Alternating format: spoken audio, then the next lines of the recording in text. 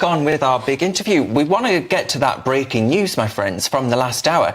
Health Minister Andrew Gwynne has been sacked over comments posted on a WhatsApp group. Now, listen, I'm not someone that likes to throw someone under the bus for leaked comments that have been jokes or all the rest of it, but some of these comments are pretty bad. Mr. Gwynne reportedly made anti-Semitic comments and joked about a pensioner constituent, saying he hoped she died before the next election. This is according to the Mail on Sunday. A government spokesperson said this: "The Prime Minister is determined to uphold high standards of conduct in public office and lead a government in the service of working people. He will not hesitate to take action against any minister who fails to meet these standards, as he has in this case." Andrew Gwynne's statement said, "I deeply regret my badly misjudged comments and apologise for any offence I've caused." Badly misjudged. What does that actually mean? Does that mean I shouldn't have written them down? He obviously thinks them, and this is obviously a deeply unpleasant man from what's been reported. Yeah, well, I agree with you, to be honest, Renee, but the fact that it actually, I think, reveals what the Labour Party think about pensioners. Yeah. You know, they don't vote for us, so we don't need to help them out. I wish they would die. They're just a burden on the Treasury. That's spot on. It is a real mask-off moment for many members of the Labour Party that hold this part of the country in such disdain. Well, let's find out what Nigel Nelson thinks. He joins us now. He is, of course, GB News' senior political commentator. Now, Nigel, I mean, come on, this ain't great, is it? No, it's not great. And Keir Starmer's absolutely right to fire him immediately. I mean, these are absolutely disgraceful comments. There is sort of smack of anti-Semitism about some of them. You just referred to the one about hoping a pensioner would die.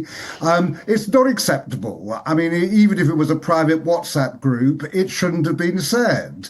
But the Prime Minister has both sacked him as a minister and suspended him from the Labour Party, which is the right thing to do. Nigel, do we have any idea why this has been leaked? I mean, are there tensions within this particular group? Was this group a local association group? What are the facts that we actually know? Well, it was a local group. There was a number of councillors who were on Labour councillors who were on the group. The Mail on Sunday reckons there was also another MP who was a member of the group, but doesn't identify which MP that might be. It was obviously a private group, but somebody quite clearly leaked the details to the Mail on Sunday, and as a result, that's the end of Andrew Gwynne's career. Do you think actually there'll be a demand for a recall petition within his constituency? No, I mean, I don't think that would happen. I mean, the next stage would be, the only way you can have a recall is if he's actually suspended from Parliament, which he's not been. He's been suspended from the Labour Party, so it's only if the Standards Commission gets involved and suspends him from Parliament that a recall petition could happen.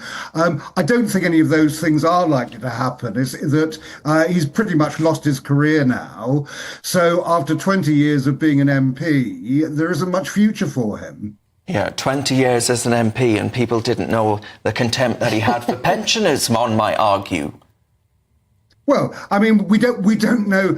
Certainly, in conversations I've had with him, I've never heard anything that's been vaguely either anti-Semitic or against pensioners. If anything, he's always stood up for pensioners. So when I saw those comments, I was as surprised as you were, Darren. Yes. But the Prime Minister saw them. There was no question that he was going to act and act immediately. Yeah. All right, Will? Yeah, Nigel, I see here that he's being sacked as much for stupidity as for how morally wrong his comments are. What is the process by which politicians are coached or told about these sorts of comms violations? Surely there is practices in place where they're told, if you say something in a WhatsApp group, there is every chance that it will end up coming out in the press. Yeah, I think it's just plain common sense. Well, yeah. That as well. Is you don't stick stuff like this on a WhatsApp group. I had no idea that Andrew Gwynne ever thought these kind of things. He certainly never said any of them to me, but he has put them on a group.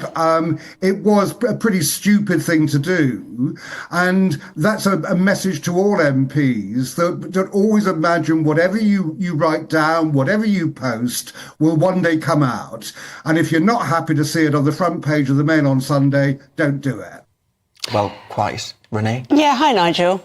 I guess what you're saying is absolutely right. But at the same time, regardless of the fact that he's always been perfectly lovely to you, this man obviously is a deeply unpleasant chap if these are the things that he thinks, and he suddenly, for some reason, is writing them down. So whilst we would say to people, be sensible, don't write them in a group, do we really want people who think like this in any political guise?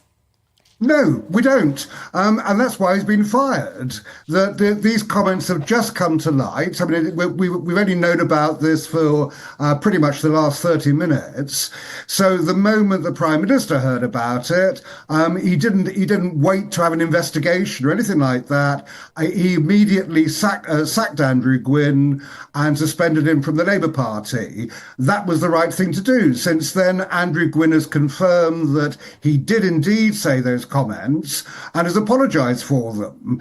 Now, whether you think that apology is good enough or whatever, I don't know, but you're absolutely right. People who think these kind of things should not be in politics. And effectively, Andrew Gwynne is no longer in politics, although he does remain an MP.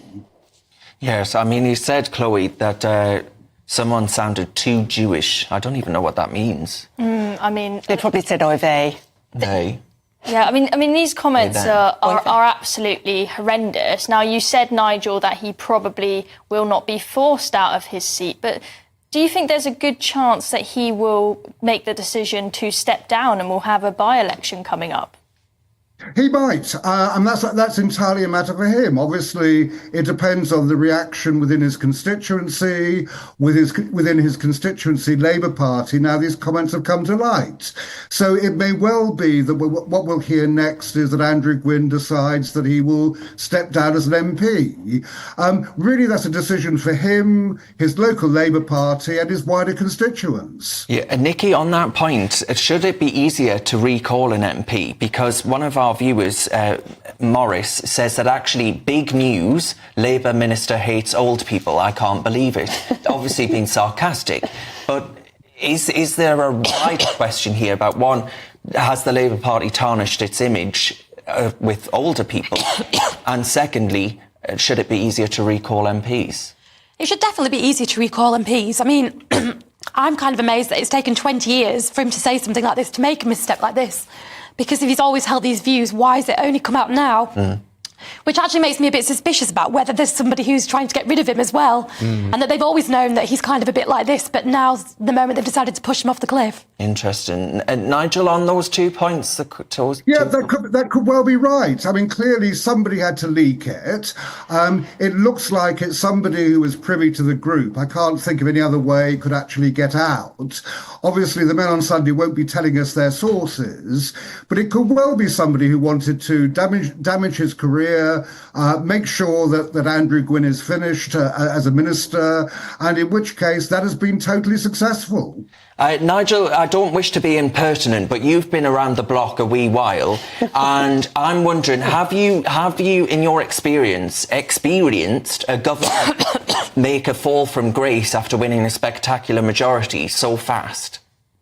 Yeah, I mean, actually, ministers do tend to sort of come and go all the time.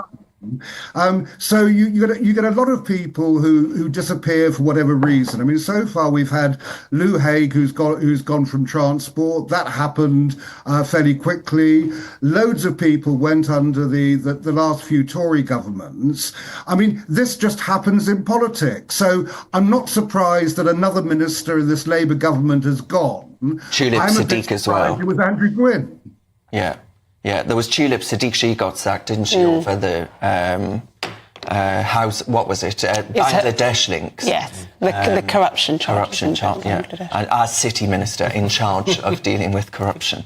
It's quite... but what I mean, though, Nigel, is that, and, you know, let's not beat around the bush, the collapse in the polls, that's pretty unprecedented for a government. Oh, yeah, I agree with you there. I mean, we've got a situation at the moment where certainly reform is on a roll. We've got the Tories who are neither here nor there under Kemi Badenoch, and Labour, through the budget, have done a number of things which have proved to be unpopular. Now, that collapse of the polls then is to be expected.